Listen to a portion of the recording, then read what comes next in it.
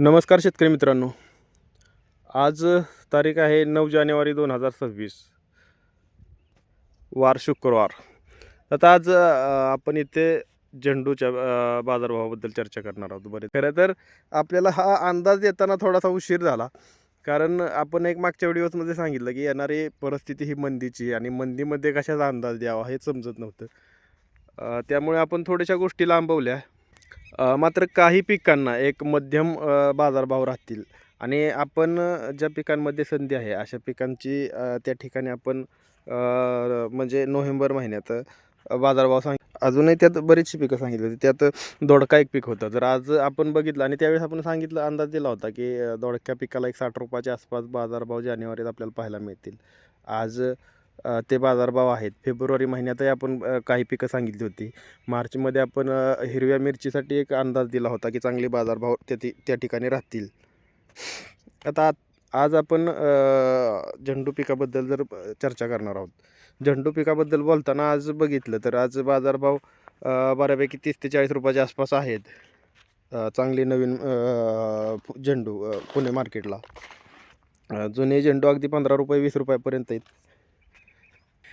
थोडेसे बाजारभाव खालीवर होताना दिसतात आपल्याला. मात्र जर आपण पुढील बाजारभावाचा अंदाज घेतला तर अगदी जुलैपर्यंतचा, तर जानेवारी फेब्रुवारीमध्ये एक सरासरी बाजारभाव राहतील, म्हणजे 30 रुपये ते 40 रुपयाच्या आसपास बाजारभाव राहतील जानेवारी फेब्रुवारी. मात्र फेब्रुवारीच्या एंडिंगला म्हणजे 20 ते 25 फेब्रुवारीला थोडेसे बाजारभाव 30 रुपयाच्या आतमध्ये येऊ शकतात. म्हणजे 20 फेब्रुवारी ते 15 मार्च जर आपण विचार केला तर इथे आपल्याला 30 रुपयाच्या आत कदाचित बाजारभाव येऊ शकतात किंवा 20 ते 30 रुपयाच्या दरम्यान राहू शकतात. मात्र तिथून पुढे 15 मार्च नंतर एक चांगली बऱ्यापैकी मध्यम बाजारभाव राहू शकतात तिथे. म्हणजे अगदी 30 ते 50 रुपये बाजारभाव तिथून पुढे 2 महिन्यासाठी, म्हणजे 15 मार्च ते 15 मेपर्यंत एक चांगले बाजारभाव राहतील. मात्र 15 मे नंतर बाजारभाव पुन्हा 30 रुपयाच्या आतमध्ये येऊ शकतात. 15 मे नंतर तिथे उन्हाळी हंगाम असूनसुद्धा 15 मे ते 15 मे ते 15 जून 20 जूनपर्यंत एक 30-35 दिवसासाठी बाजारभाव कमी येऊ शकतात. मात्र पुन्हा एक 20 जून ते अगदी तिथून पुढे 1.5 महिन्यासाठी एक बाजारभाव चांगल्यात चांगले बाजारभाव, म्हणजे कदाचित उच्चांकी बाजारभावापैकी बाजारभाव तिथे आपल्याला मिळतील. अगदी 80 रुपयापर्यंत ते 80 रुपयेही क्रॉस होऊ शकतात असे बाजारभाव आपल्याला पुढे तिथं मिळू शकतात. आता त्याचं कारण काय तर बघा, 15 मे ते 15 जून म्हणजे 15-20 जूनपर्यंत ते जो एक महिन्याचा काळ आहे, त्या काळात फार मोठे असे कुठले लग्न कार्य नाहीत. लग्न कार्यासाठी तारखा नाहीत आणि मोठे कार्य त्या ठिकाणी नाही. त्यामुळे तिथं थोडीशी आवक कमी असूनसुद्धा थोडंसं बाजारभाव जेमतेमच राहू शकतात. मात्र तिथले जे कमी तारखा असलेले आहेत त्या एप्रिल आणि जून जुलैमध्ये जास्त मोठे कार्य होतील. आणि त्यासाठी मागणी पुरवठ्याच्या सिद्धांतानुसार एप्रिल आणि जुलैमध्ये 15 जून नंतर 1.5 महिन्यासाठी एक मागणी बऱ्यापैकी राहू शकते फुलांना. आणि म्हणजे आत्ता जर बघितलं आपण तर अगदी जुलैपर्यंत जर बघितलं तर सगळ्यात म्हणजे एक उच्चांकी बाजारभाव किंवा चांगले बाजारभाव जर बघितले आपण तर कदाचित ते बाजारभाव आपल्याला 15 जून नंतर पुढे 1.5 महिन्यासाठी आपल्याला पाहायला मिळू शकतात. मात्र 15 मे ते 15 जून इथे एक आपल्याला हलके बाजारभाव राहू शकतात. आणि फेब्रुवारीचा शेवटचा आठवडा आणि मार्चचे सुरुवातीचे 15 दिवस हे एक थोडेसे हलके बाजारभाव राहू शकतात. जर चांगल्या बाजारभावाचा विचार केला तर आपण आत्ता एक आठवड्याभराने अजून थोडेसे बाजारभाव सुधारणा होईल. मागं थंडी थोडी कमी झाल्यामुळे बघितलं आपण तर टोमॅटो असेल, झेंडू असेल, बऱ्याच पिकांना थोडेसे बाजारभाव कमी आले, कारण आवक वाढली होती. कालपासून थंडी वाढली त्याच्यामुळे आवक पुन्हा थोडीशी कमी होईल व बाजारभाव पुन्हा एक चांगल्या पद्धतीनं म्हणजे 12 जानेवारीनंतर थोडेसे बाजारभाव टोमॅटोचे असतील किंवा बाकी इतरही पिकांचे असतील थोडेसे सुधारलेले आपल्याला नक्की दिसतील. एक चांगला आठवडा जर म्हटलं तर आपण 12 जानेवारी ते 15 जानेवारी एक 3 दिवसासाठी भाजीपाल्याला सुद्धा एक बऱ्यापैकी थोडेसे बाजारभाव वाढताना दिसतील आपल्याला.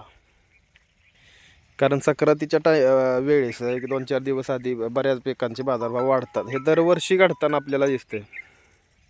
यावर्षी आणि त्यात थोडीशी थंडी संक्रांतीच्या आधी एक 8-10 दिवस वाढताना दिसते. त्याच्यामुळे थोडेसे बाजारभाव बऱ्यापैकी म्हणजे टोमॅटो असतील, टोमॅटोचे बाजारभाव तर वाढतीलच 12 तारखेनंतर, 12 तारखेच्या आसपास.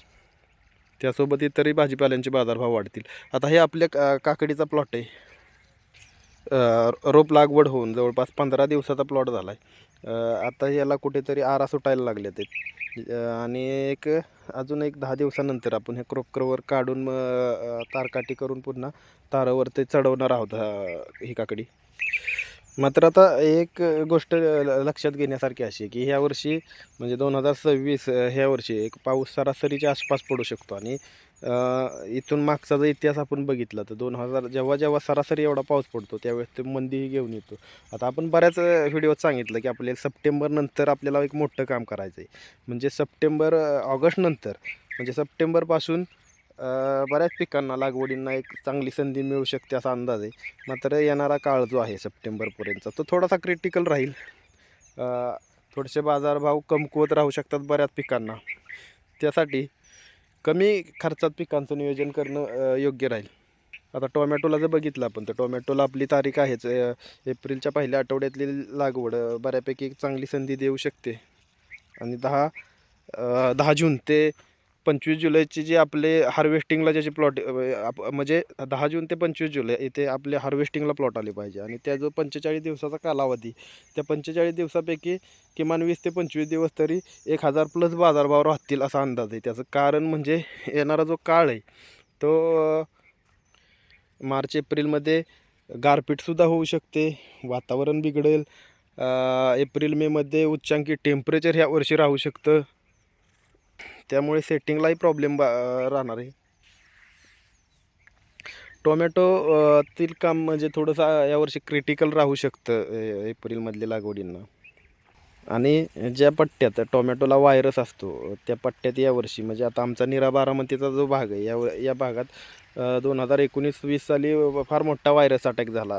म्हणजे टोमॅटोवरती जो प्लास्टिक व्हायरस म्हणतो आपण त्याला TMV cucumber mosaic virus CMV. तर CMVचा एक मोठा अटॅक तिथून झाला. कदाचित ह्या वर्षी म्हणजे होतं कसं व्हायरस वाढण्यासाठी कारण काय की जेव्हा जेव्हा बघितलं आपण मागं तर जेव्हा जेव्हा अवकाळी पाऊस किंवा अवकाळी वातावरण राहिलं, अवकाळी पाऊस म्हणजे मार्च एप्रिलमध्ये जेवढं ढगाळ वातावरण अवकाळी पाऊस पडला तेव्हा त्या वर्षी एक जास्त व्हायरसचं प्रमाण झालं. आता मागील वर्षी बघितलं तर मागील वर्षी एक स्टेबल वातावरण होतं. म्हणजे ज्या भागात आता गेल्या वर्षीचं बघितलं आपण तर मे महिन्यात अवकाळी पाऊस पडला आणि वीर असेल किंवा तो जो सातारा जिल्ह्यातील काही भाग आहे तर त्या भागात व्हायरसचं प्रमाण म्हणजे ज्याला आपण तिरंगा म्हणतो, तिरंगा व्हायरस फार मोठं प्रमाणात वाढला. तसाच व्हायरस कदाचित यावर्षी एप्रिल मेमध्ये हार्वेस्टिंगला येणाऱ्या टोमॅटोला यावर्षी व्हायरसचं प्रमाण वाढू शकतं. त्याच्यासाठी आपल्याला एक प्रिव्हेंटिव्ह म्हणून काम करावं लागेल. प्रिव्हेंटिव्ह म्हणजे काय आणि व्हायरस नियोजनासाठी आपण काय करू शकतो याचा एक व्हिडिओ आपण पुढच्या वेळेस बनवतो आहे. मात्र येणारा काळ हा टोमॅटोसाठी एक सोपा काळ नसेल. म्हणजे खूप अवघड परिस्थितीतून आपल्याला ते नियोजन करावं लागणार आहे. मात्र योग्य नियोजन असेल तर आपण तिथं सक्सेस 100% होऊ शकतो. आता आपण काकडी बघूया. एक काही दिवसात क्रॉप कव्हर काढून तारेवरती काकडी घ्यावी लागली अशी परिस्थिती आहे. आणि आज जर आपण काकडीचे भाव बघितले तर 20 रुपयाच्या आसपास बाजारभाव आहेत आणि येणाऱ्या 10-12 दिवसानंतर म्हणजे 20 जानेवारीनंतर एक चांगले बाजारभाव काकडीत दिसू शकतात आणि फेब्रुवारी महिना 500 रुपये प्लसचे बाजारभाव काकडीला राहतील असा एक अंदाज आपला होता. फेब्रुवारी महिन्यात एक चांगले बाजारभाव काकडीचे राहतील. ते बाजारभाव कदाचित म्हणजे 20 फेब्रुवारी ते 20 मार्चपर्यंत 20 जानेवारी ते 20 मार्चपर्यंत 60 दिवस एक चांगले बाजारभाव काकडीचे राहतील. आता माझं नियोजन जे आहे ते टोमॅटोच्या रानामध्ये झेंडूची लागवड आणि पलीकडे झेंडूच्या रानामध्ये काकडीची लागवड आहे या जानेवारी एंडिंगला. खरं तर फार मोठ्या बाजारभावाची आपण अपेक्षा तिथं ठेवलेली नाही. फक्त कमी खर्चात एक चांगले उत्पादन काढण्याचं आपण तिथं नियोजन करतो आहे. पुढील व्हिडिओ आपला टोमॅटोवर येणाऱ्या अडचणी ज्या उन्हाळी हंगामात टोमॅटो पिकासाठी जे काय येणाऱ्या अडचणी आहेत त्या अडचणी आणि त्या आपण कशा टाळू शकतो आणि त्याच्यावर कसं काम करावं लागेल ह्याबद्दल एक व्हिडिओ बनवतोय पुढील.